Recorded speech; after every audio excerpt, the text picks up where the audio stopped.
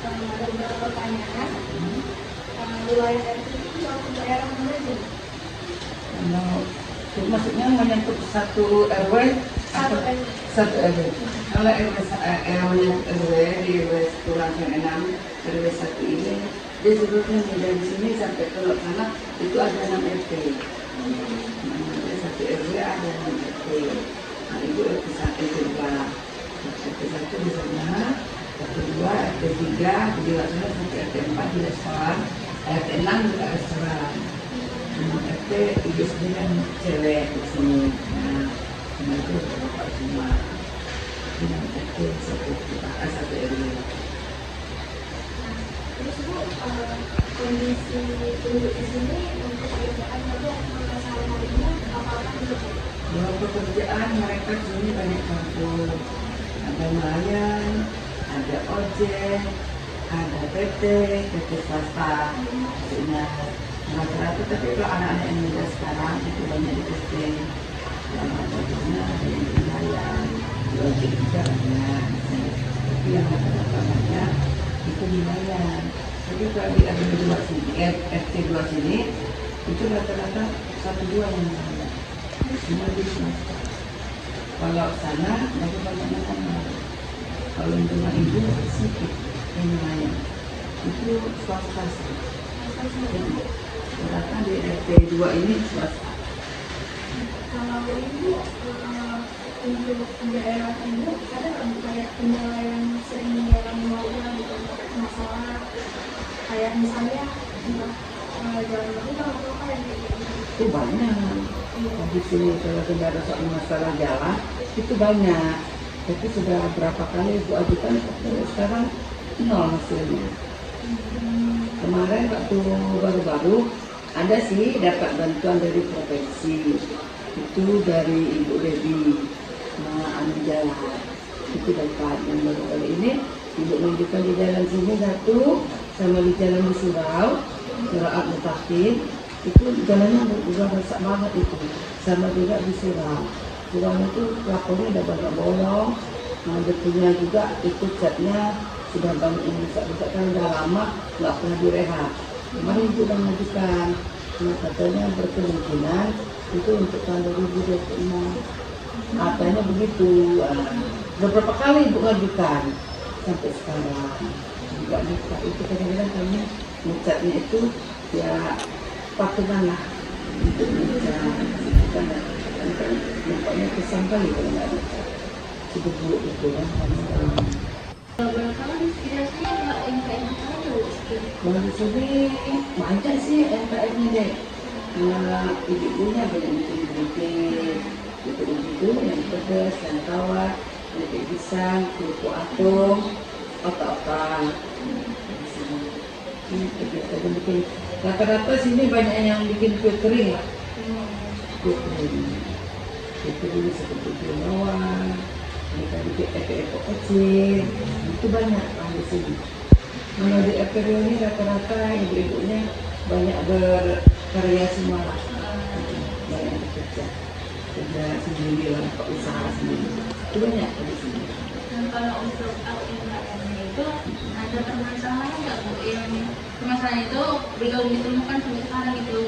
Ada juga sih kadang-kadang kekurangan modal, gitu. Tapi ada juga kadang dapat bantuan kalau apa-apa itu banyak bantuan dari Ibu Dewi. Ibu Dewi itu selalu boleh katakan setiap tahun dia bantu, tapi ususnya apa-apa. Kalau yang untuk usaha yang lain tak pernah dapat nih. Seperti buat keripik, kue kecil-kecilan, dia hanya kasih bantuan untuk otak-otak aja. Maka kami di sini kadang selalu kecewa. Mungkin karena rumah desa depannya kan di kampung ada. Karena yang terkenal kan otak-otak. Jadi yang dibantu hanya otak-otak aja. Karena kami di sini sangat kecewa gitu kan. Kenapa yang dibantu otak-otak gitu, sedang sementara yang lain kami ada gitu. Tapi tidak pernah diperhatikan. Kebanyakan ibu-ibu yang sekitar sini, itu sistemnya mereka jualan di rumah atau di Di warung-warung. mereka jualan mereka di rumah. Di warung-warung sama di TV di warung. Di rumah juga ada. Buat di rumah, kalau di rumah juga ada warung kecil-kecilan. Nah, tapi kebanyakan mereka taruh di warung-warung. Karena kalau mengharapkan di rumah aja kan susah kan artinya. Jadi kalau di warung semua warung itu ada. Ditaruhnya di tempat otak-otak juga ada, mereka taruh di pujang juga ada. Kok yang punya itulah mereka titip. Dari pulang kali itu Bu, sebenarnya tuh biasanya kebanyakan orang dari luar atau dari luar negeri? Dari luar, rata-rata itu dari luar.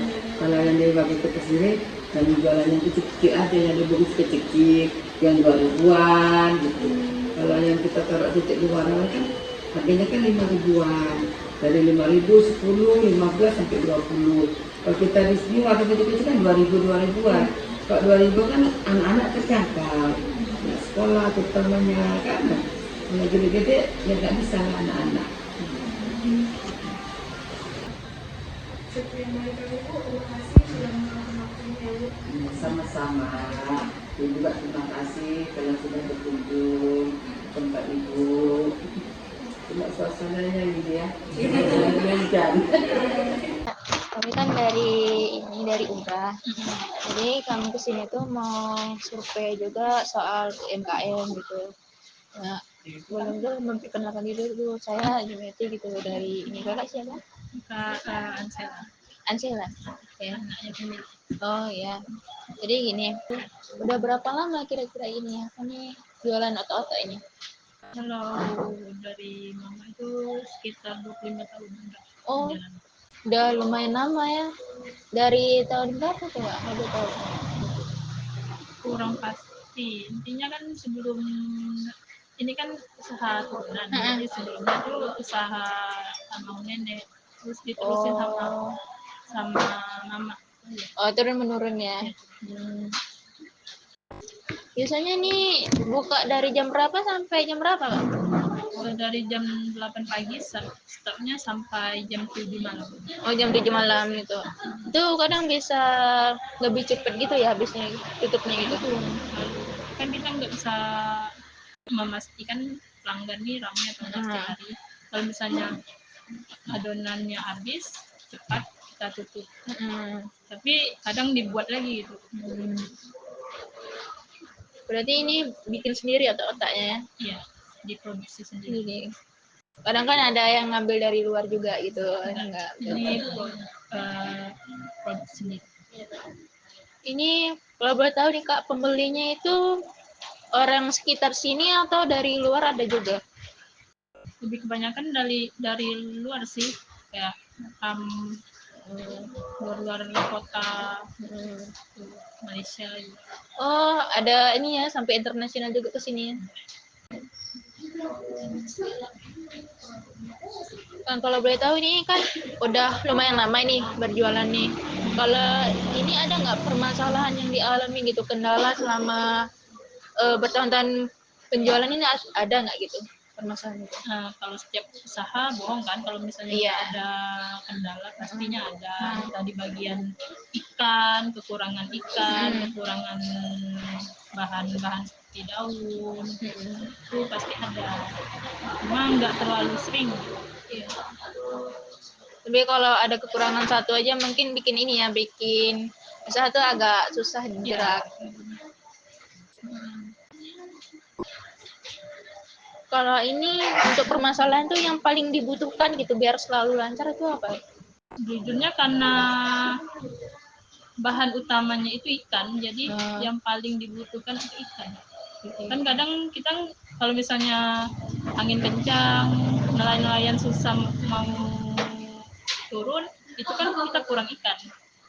Jadi kadang mahal di pasar. Iya. Harus keliling juga nyari ikan. Itu pakai ikan apa kalau gitu? Ikan bakunya ikan tenggiri sama ikan delak.